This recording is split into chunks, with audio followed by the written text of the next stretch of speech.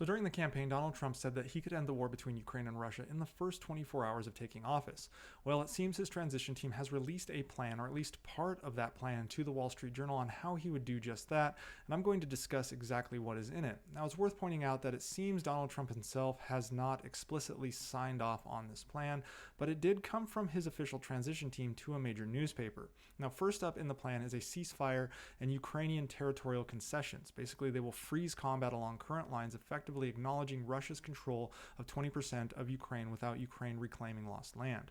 Number 2, NATO membership moratorium for Ukraine. They will delay Ukraine's NATO membership for 20 years, but the U.S. would continue to support Ukraine militarily with weapons, equipment, and training to counter Russian aggression, but there would not be a NATO Article 5 umbrella.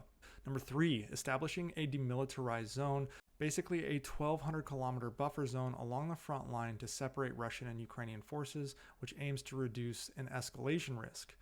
Number 4, a European-led peacekeeping effort. European nations and not the United States would manage peacekeeping in the buffer zone. This emphasizes burden sharing and minimal direct U.S. involvement, and in fact, this plan specifically says there would be no U.S. troops involved in Ukraine whatsoever. Now, here are the main issues with this type of plan, because much of this has been discussed and rejected by both sides before. It's nothing new, and if this is Trump's plan, it's a nothing burger for everyone involved. First and foremost, Ukraine has stated they will reject any negotiations that cede territory, and they have done this for the past 3 years. This plan explicitly does just that, and Trump being in office changes nothing here.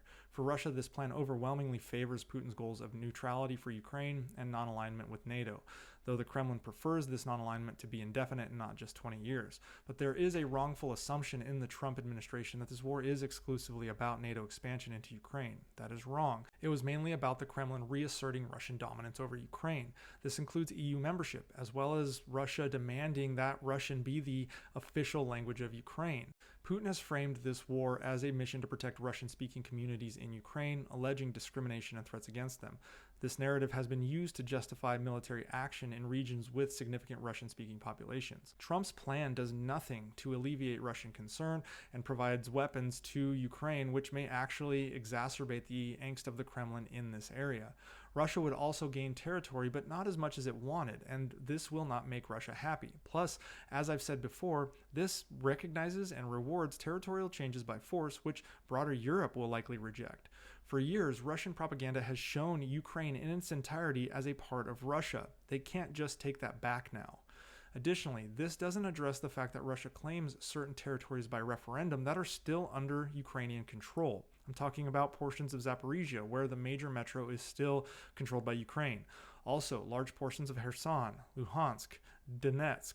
And if you freeze the front line, neither Russia nor Ukraine get what they want territorially, and neither side will cede territory by signature.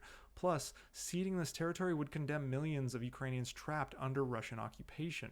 Plus, neither would have complete autonomy over the territory, as it would be a part of that 1,200 kilometer demilitarized buffer zone. Ukraine wants that zone to be in Russian territory. Russia doesn't want a buffer zone at all because they believe it is all their territory. Also, the plan says broad-handedly that Europe will enforce this buffer zone. Did anyone see if Europe agrees to this? Because the previous Crimea buffer zone basically remained a war zone from 2014 to 2022 with no European support. With the Trump administration explicitly saying no U.S. troops will be involved, will the U.S. be able to put Europe on the hook here? Will Putin even allow a Western policed buffer zone on his border? The answer to all of these questions is an emphatic no, like a 100% no. There is no way Putin agrees to European troops policing a buffer zone in territory he believes is his. Finally, one of Putin's major goals aims to reduce Ukraine's military capabilities, thus preventing it from posing a threat to Russia. This involves limiting Ukraine's defense infrastructure and potential alignment with Western militaries. The U.S. providing weapons to and thus strengthening Ukraine is an absolute non-starter for Russia. It basically means they will help build Ukraine's infrastructure and align them with Western military assets and standards. This fact will mean that Russia immediately says no, and it was foolish that this was even brought up. Side note, this also somewhat breaks a Trump campaign promise because the American taxpayer would actually continue to fund equipment going to Ukraine, something that Trump alluded to being against during his campaign.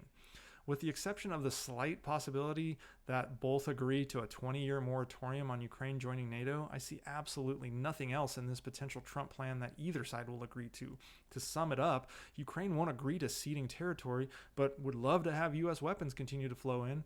Russia might say yes to a 20-year NATO moratorium, but they will absolutely say no to ceding Ukraine territory they claimed by referendum but is still under Ukraine control. Russia will say no to US weapons entering Ukraine. They will say no to European policed buffer zones, and we aren't even sure Europe will agree to this. There is nothing about assuring Russia of their perceptions of violence against Russians in Ukraine, nor of the cultural expectations Russia has for Ukraine. I am frankly shocked that this is what was put forward by the Trump team to the Wall Street Journal. It is amateurish. It undermines international law. It rewards a bully while still making the bully feel like he lost. There is no teeth in the agreement and no incentive for either side to stop fighting at all. Taking NATO off the table means Russia can continue to do what it wants against Ukraine. This frankly isn't a peace plan at all. It is just an endorsement of Russia's criminal invasion.